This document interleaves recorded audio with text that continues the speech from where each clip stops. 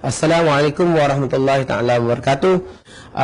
Isu yang nak diketengahkan adalah baru-baru ini Suaram telah menuntut UiTM untuk memansuhkan dasarnya, iaitu hanya melakukan pengambilan untuk kaum bumi putera sahaja. Okey. Isu ini adalah isu lama dan isu ini pernah pun dibawa oleh beberapa orang, termasuklah Dong Jong sendiri. Namun demikian, baru-baru ini Suaram telah menyuarakan perkara ini sekali lagi. Saya melihat perkara ini sebegini, ya. Saya merasakan bahawa seolah-olah Suaram ini tidak faham perlembagaan negara Malaysia. Seolah-olah mereka itu tidak mau menerima perkara 153. UiTM ini ditubuhkan di atas dasar perkara 153. Ia telah dipersetujui dan telah diterima dalam parlimen dan ditubuhkan UiTM tersebut. Suaram mengatakan bahawa dengan mewujudkan dasar sedemikian, bermakna UiTM telah melanggar UN Convention. Baik.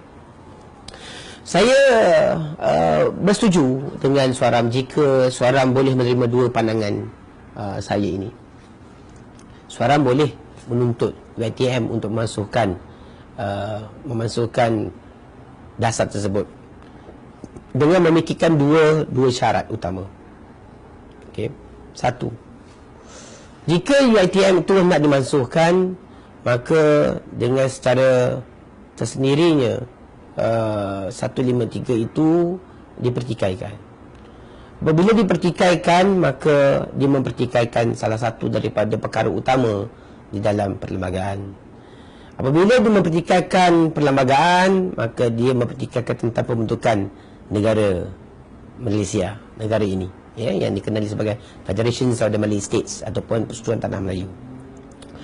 Boleh jika perkara itu nak diubah, tetapi harus kembali kepada meja bulat, di mana semua ketua-ketua kaum duduk di keliling meja, meja bulat, ya, di meja bulat untuk berbincang semula tentang kedudukan mereka di negara ini.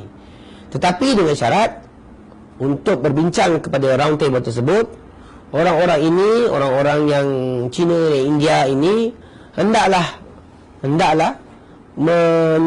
menyerahkan kembali kewarganegaraan mereka. Sebab pada tahun itu, sebelum 1957, ya, tiada orang yang bergelar orang rakyat Malaysia. Tiada, ya. Hanya rulers of the states, iaitu sultan-sultan negara ini, dan sultan-sultan itu adalah pemerintah state, ya. Yang ada ketika itu adalah kerajaan British. Jadi jika ingin membuang perlembagaan yang ada secara tidak langsung ini, maka saya mohon Suaram untuk menerima cadangan saya ini, supaya duduk di atas di meja bulat, dan sebelum duduk di meja bulat, kita serahkan warga negara masing-masing. Saya pun serahkan warga negara saya, you pun serahkan warga negara you, dan bincang bagaimanakah negara ini nak dibentuk semula.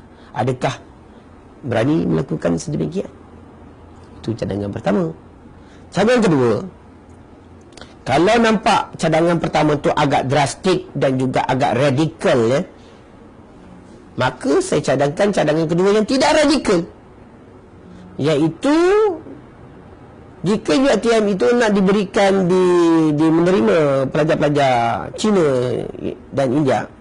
Kalau Suaram tu Cina lah yang disuarakan, maka saya mencadangkan agar semua sekolah-sekolah vernacular Cina dan India dihapuskan. Hapuskan semua sekolah-sekolah vernacular yang ada. Tidak ada sekolah-sekolah pun, kerana sekolah-sekolah vernacular di Malaysia ini juga melanggar UN Convention. Tidak ada di dalam dunia ini, carilah pun dalam dunia ini, ada sekolah Cina atau sekolah Tamil. Pergilah ke negeri Singapura sekalipun, tidak ada sekolah Cina atau sekolah Tamil. Pergilah ke negara Thailand, tidak ada juga. Pergilah ke negara Cina, tidak ada juga sekolah yang khusus kepada orang Cina dan orang India. Hanya berlaku di negara Malaysia. Oleh kerana sekolah-sekolah ini tidak membantu kepada perpaduan negara, tidak membantu kepada keharmonian negara, tidak membantu kepada memperkukuhkan rukun negara yang dipegang oleh setiap warga negara Malaysia, maka saya merasakan bahawa sekolah vernacular ini hendaklah dihapuskan atau ditutup sama sekali dan membina sekolah nasional. Mungkin boleh dikenali sebagai sekolah nasional yang semua kaum boleh masuk. Jika perkara ini boleh dilakukan, sekolah-sekolah ini boleh dilakukan, ditutup, maka UiTM untuk membukanya kepada seluruh rakyat Malaysia, saya rasa ia tidak mustahil. Ya. Saya terdengar juga Dong Jong ada mengatakan bahawa sekolah-sekolah vernacular ini adalah satu perjanjian yang telah dipersetujui sebelum merdeka lagi. Ini adalah perjanjian yang telah dituntut dan diterima sebelum merdeka lagi. Okey. Saya setuju tentang apa yang dikatakan oleh Dong Jong.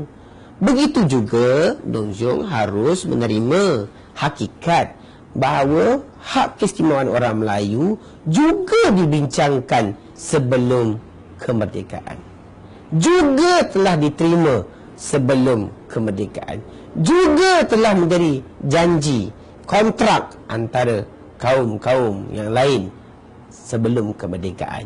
Jika Dong Jong ataupun Suara mahu menerima pihak lain menerima, temunya orang Melayu menerima tentang kehadiran kamu, tentang sekolah vernacular dan juga lain-lainnya, tuntutan yang lain, begitu jugalah Dong Jong dan juga Suaram harus menerima perkara-perkara yang telah dipersetujui sebelum perlembagaan, sebelum kemerdekaan. Perkara ini ada dalam sejarah. Perkara ini ada dalam banyak penyelidikan dan penganalisaan. Saya merasa heran Dong Jong yang terdiri daripada orang-orang bijak pandai tidak faham sejarah negara. Apabila orang tidak faham tentang sejarah negara, maka harus bertanya, apakah aku ini harus berbangga menjadi warga negara Malaysia? Satu. Ada juga orang-orang kaum-kaum yang lain tidak fasih berbahasa Melayu, berbahasa Malaysia lebih tepat. Adakah kamu-kamu sekalian harus berbangga menjadi orang Malaysia?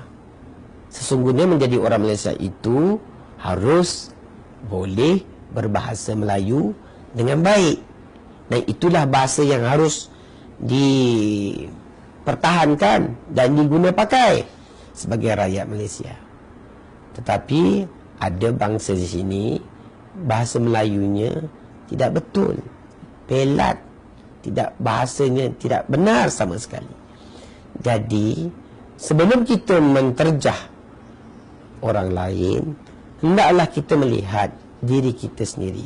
Sebelum kita memberikan komen kepada lain, hendaklah kita lihat pada diri kita, sama ada adakah aku menjadi warga negara Malaysia yang tulen, boleh berbahasa Malaysia dengan baik atau berbahasa Melayu dengan baik, dan adakah aku memahami sejarah pembentukan negara Malaysia ini.